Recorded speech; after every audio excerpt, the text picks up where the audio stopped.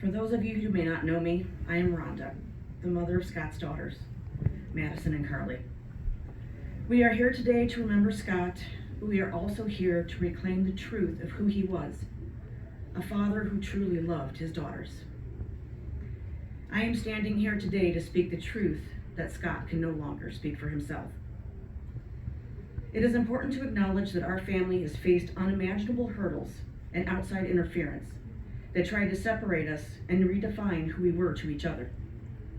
For the last 18 years, Scott and I were forced to navigate a reality where we were treated like visitors in our own daughters' lives. Even the simplest time together was never ours to claim.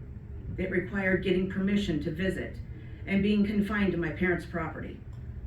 We were rarely granted the freedom to take our girls out into the world.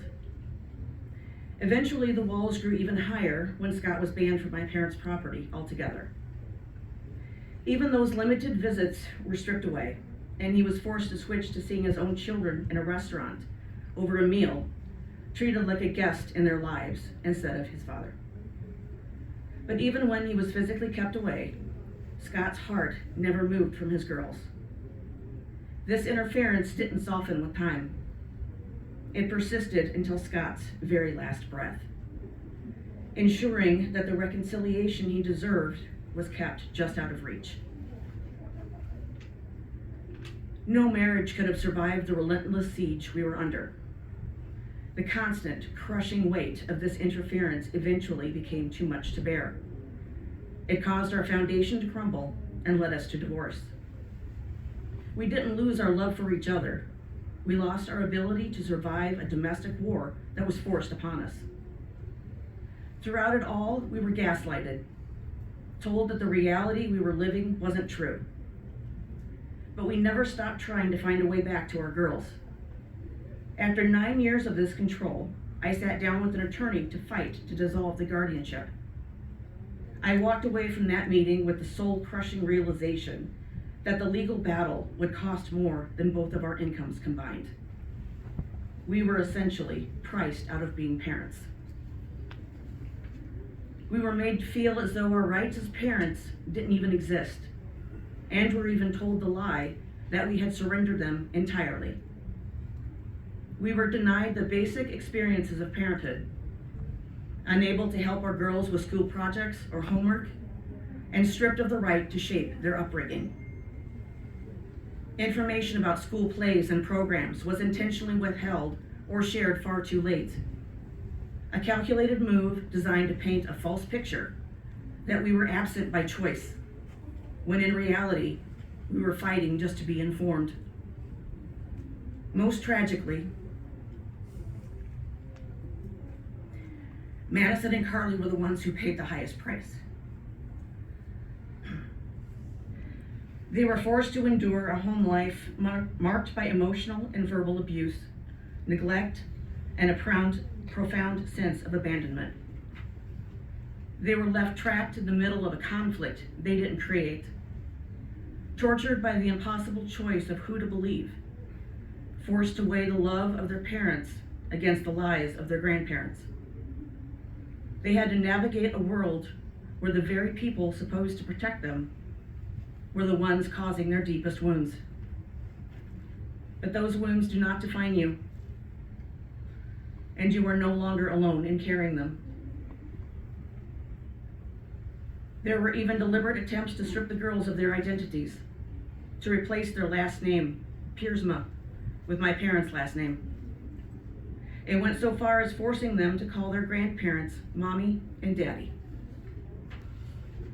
They even managed to get the schools to go along with it, having the girls called by my parents' last name in class and seeing that name written on their homework, their school plays, and their projects. It was a calculated effort to erase Scott and me from our own children's lives. History was rewritten with lies to poison their hearts against the people who love them most.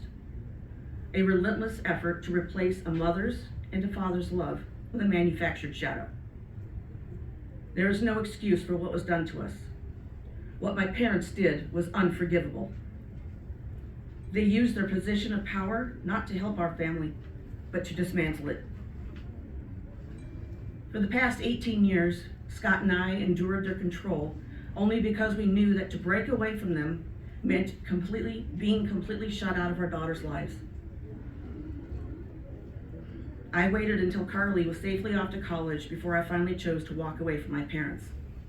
Not to just escape the control, but to ensure the abuse and the lies stopped with me. It is a tragedy that Scott never got that same chance to finally stand free. By standing here today, I am here to restore the truth that no amount of manipulation can erase. Madison and Carly were born Piersmas, and they stand here today as Piersmas. They are Scott's daughters. No matter what names were forced upon them or what false narrative was told to them, the bond between a parent and a child is sacred. It is not something to be managed, restricted, or owned by anyone else. Scott's passing at 54 is a heartbreaking reminder that life is too short for the games that were played with our lives. We cannot get back the time that was stolen or the years of struggle. We can honor Scott by ensuring that Madison and Carly never again have to doubt who they are or how much they were wanted and loved by their father. We are reclaiming our family. There is no gatekeeper between you and the truth, or between you and the love of your father. From this day forward, we choose truth over those lies. We honor Scott's name by protecting his daughter's rights to be his children fully and freely. We are closing the chapter of interference and opening one of healing, where the only thing that matters is the love we have for these two incredible women. Madison, Carly, I know you didn't get the time you deserved with him.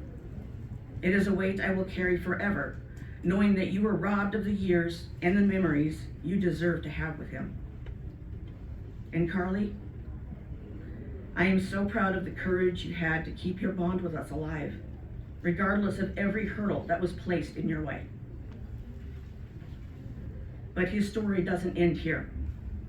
We are going to spend the rest of our lives discovering the parts of him that are in you, in your laughter, your strength, and your spirit.